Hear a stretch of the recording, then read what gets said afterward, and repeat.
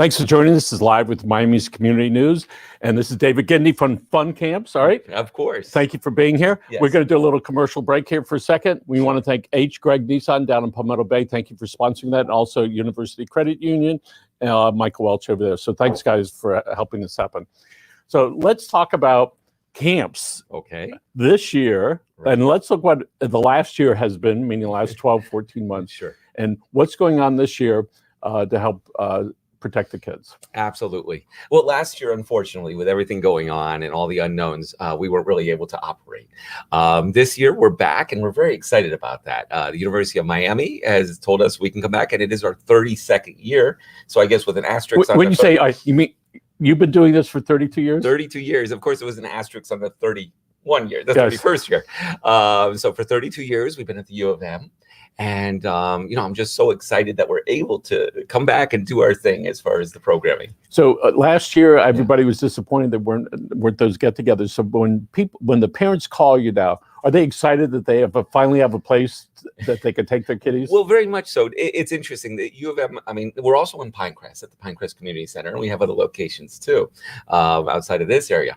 But in the local area, of course, I wasn't sure, are parents going to be concerned? How are they going to feel? We are an accredited camp, actually, one of the only ones in Miami-Dade that's ACA. And basically, we do follow the CDC guidelines. And that ACA stands for American Camp Association. Okay. And it's actually a pretty large association. Up north, northeast, you have to be associated, part of that to really even have a camp or people to come. And so basically, of course, we're going to be following a very stringent, and in the sense that children will be wearing masks inside. And at this point, like even at the U of M, outside and inside, that's part of their rules. And, we're obviously going to do social distancing. We're going to have the groups in their own pods. So we're still doing things to make sure that the children not only have a fun and exciting summer, but a safe one as well. So kids, lots of kids, even ones that are 30 years old, love fun camps and love sort of this type of thing. And I got to tell you, I'm really enthralled by watching magic, and you've been obviously in the magic business Sure. since you were about this big. All right. But as far as the fun camps, what sort of things can the children look towards participating in? Well, what's great is we're still going to have, luckily, we have a lot to offer. And what I mean by that is because we have the Magic Camp, we have a Science and Space Camp, and we have the Jurassic Camp, which this year, part of the things we're doing is we've actually created a combined program. It's going to be the 3 programs rolled into one. And the reason for that was to keep the groups appropriate, but also not mixing them, because we do have different levels usually within our programs. And this time we'll have the levels, but the children will all be able to maintain it or, attain to the different levels together. So the 5 and 6-year-olds will be together, the 7 and 8-year-olds will be together, and they'll be able to do magic and science and Jurassic rolled into one each session, as well as we have Camp Idol, which is the singing, dancing, theater, and our game tech program. And this is all at the University of Miami. That's all at the University of Miami. Yes. So Right. and tell us about the sessions, when they start and how many hours a day. Sure, absolutely. Well, the sessions run in 2-week sessions, and we've always done that starting on June 14th. Now we run for 8 weeks at the University of Miami because, of course, the college students start coming in, and it's time for us to leave our building. We have our own entity there that we get to use. That we're lucky that we have our a facility, a beautiful facility that they let us use during the summers, and that's where we have that camp. Our camp's located, as well as the Game Tech, which is the computer and video game design and everything. Now we're also a Pinecrest Community Center, and there we're doing the combination of the magic, science, and Jurassic Camp. So in both facilities, you're inside a building. Do you go outside in some cases? Yes. Like even in Pinecrest, we have the fields there and other areas. At the U of M, there might be some limitations this year. We're still working on that because of just, and it's great, because of the guidelines and everything. They're kind of so Pinecrest, that's right off of US 124th Street. That's great. Well, it's the old Parrot Jungle, or Pinecrest, yes, right where I'm the sorry. Pinecrest Gardens is, about 112th and Yes. Red Road, Killian and Red Road. And if you ever went to the farmer's market or something on Sundays, they have that in that area. And we're in the community center right there, which is the newer facility. So there's lots of parking there for the moms and dads. Plenty of parking and space, which is really nice. And now I will tell you, we were talking about how the parents would feel and everything. We are sold out, actually. In the first session of Pinecrest, we're sold out the first and second session at U of M. In the fun camps, and we're getting close in some of the other programs. So when we look at the demand that is there, pent-up demand would be an understatement, right? And Right. it's good for everybody, right? The kids finally get away from the parents, and they can socialize with their friends. Right. And so there's a 2-week sessions, Monday through Friday. Correct. It's 2 week sessions, Monday through Friday. And I do want to say part of the reason we were sold out even at the U of M is one of the criteria was that they wanted us to cap it at half our normal rate. So that's one of the reasons. And that's just the first session and second. So we still do have space in the game tech in a couple of spots in different sessions, Camp Idle, and also in the fun camps in some of the other sessions as well. And people can find out more information about the camp by going to your website? Yeah, they can go to funcamps.com. They'll be able to see the different programming and the different things. And you know what's great is that we were talking about the programming, and I was mentioning that one of our advantages is having magic tricks. And I mean, if they're learning about science and they're learning about molecules, this is something where they get to build these huge molecules and they're learning how that works, which is kind of like the STEM related. Or if they're learning about, we're doing dinosaurs, they're going to get dinosaur kits where they actually would dig and they would find, they'd be able to dig their dinosaurs out and make their complete skeletons. And then the other fun part is the visual part of the camp. We did run a virtual camp a little last year, and it was let me see. Oh, here, I'll show you something. You ready for some magic? Yeah, I mean, we are ready for perform here. Now, David Gindy's been performing magic for for many decades, a couple years. No, but they get their fun camps bag, and let me see what we have. I mean, there's all types of things. I'm just looking real quickly. It's it's something that they get to use their imagination. And that's what's fun. And this is like something simple, and it's a bag.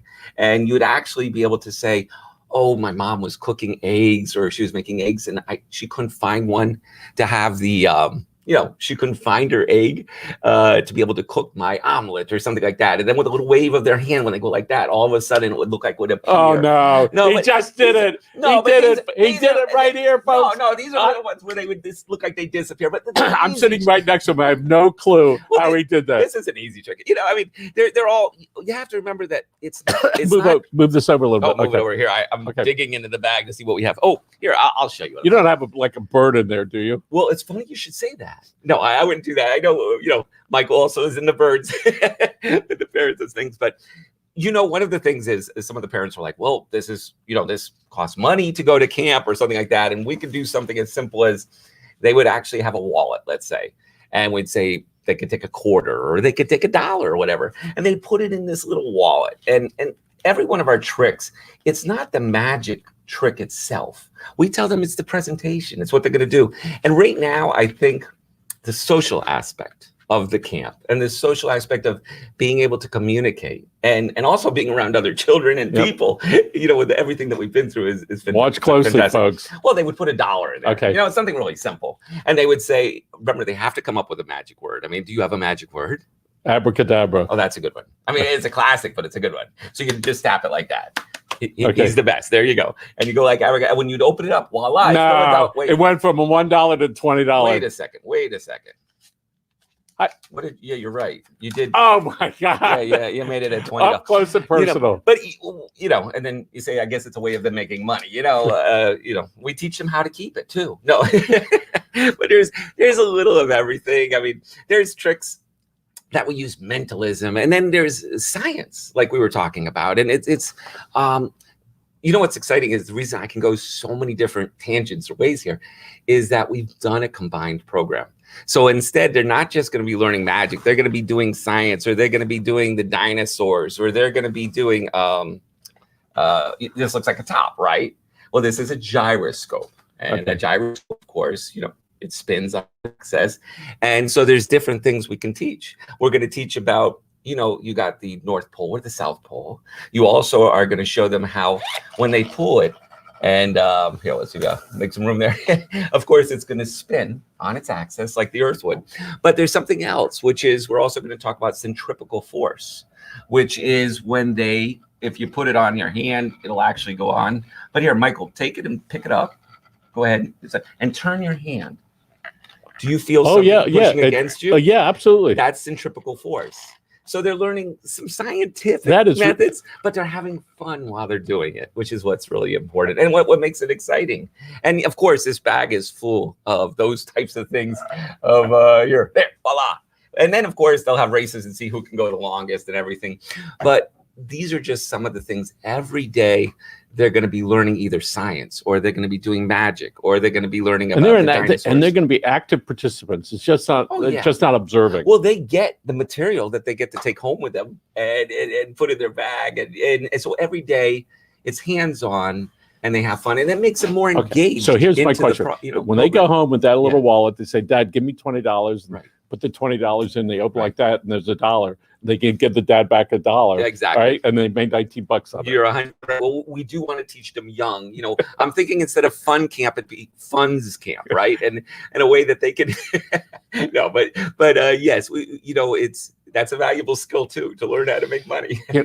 So let's talk about your family in the entertainment field. Why don't you tell us about your folks? Well, yeah, I think you were talking about my mom, who's, she's not with us now, but she was, she was an entertainer by heart. I mean, I think we have that art side in the sense my grandmother was a painter. My aunt is a poet. My mother was a sculptor and a dancer. She actually was one of the first to do modern dance even here. She brought it in Miami Beach in 1950.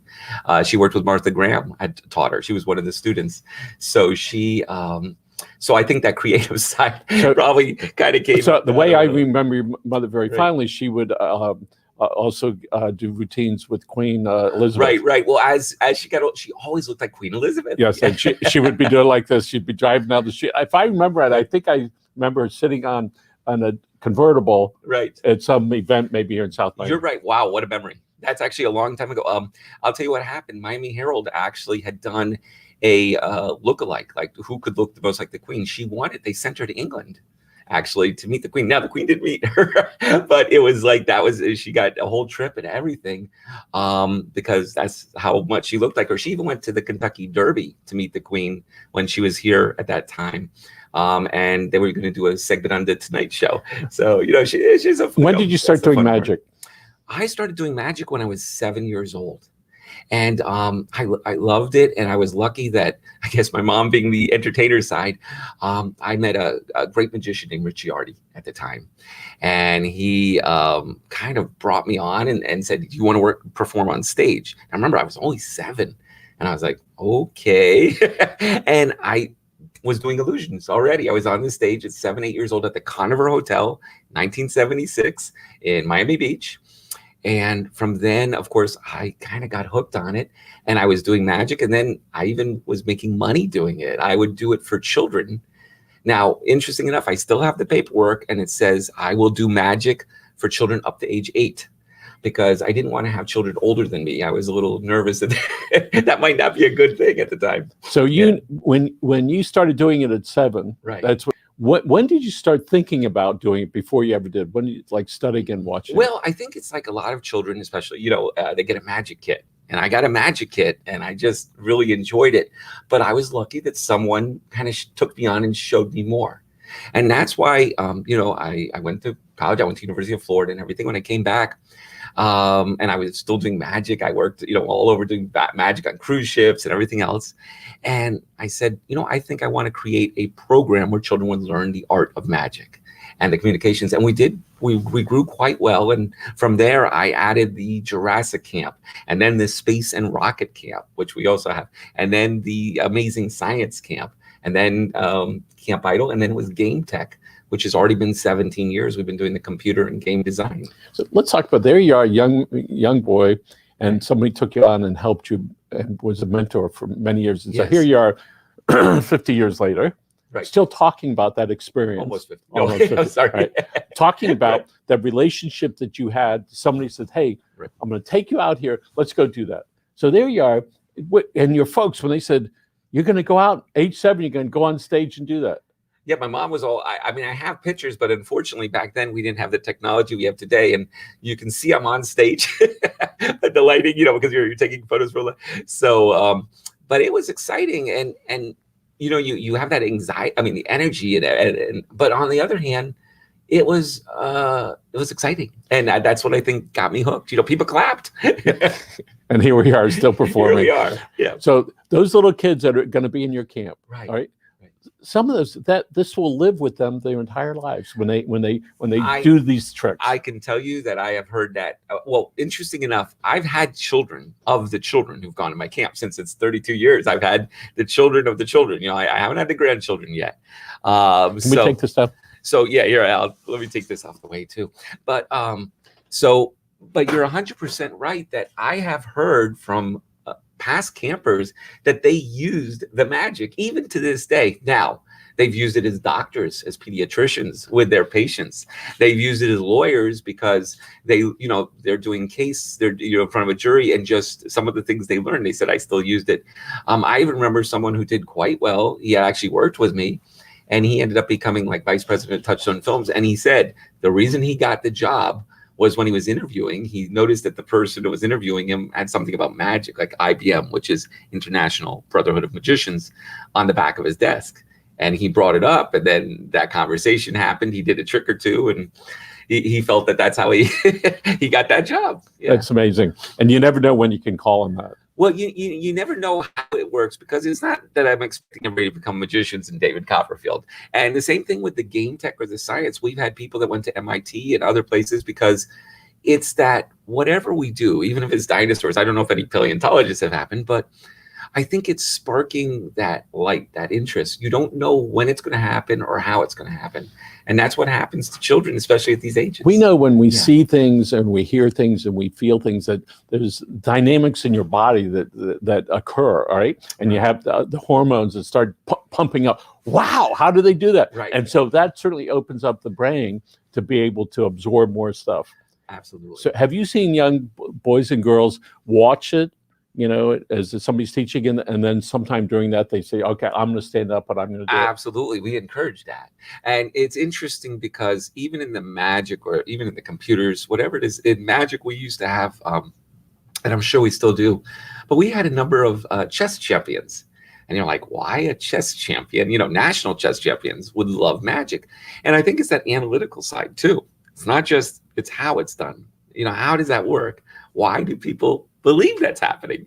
And so there are different variables, and like you said, sometimes there's children who are like, oh, I want to do it my way, and that's exactly what we want. Yes. I want them to use it. If they want to do it with music, that's fine. If they want to do it comedy, which some of them want to make it funny, if they want to do it serious, sometimes they use their sister, and sometimes I get in trouble. No, but they really it is something that the magic is exciting. Science and space, they love that too, because of course we're making slime and we're making snow. Yes. And we're doing, and all children, it's like, it's not just what is slime, it's a polymer. And what is a polymer? A non-Newtonian fluid, or all these different things. And depending on their age is what they're able to bring in. And some children can remember it, and some children fun. So it is fun camps, but the reality is it's a growth camp where people can experience lots of stuff. They can get up if they want, they can share that, and they go home, they're going to share it with their parents and their siblings. And maybe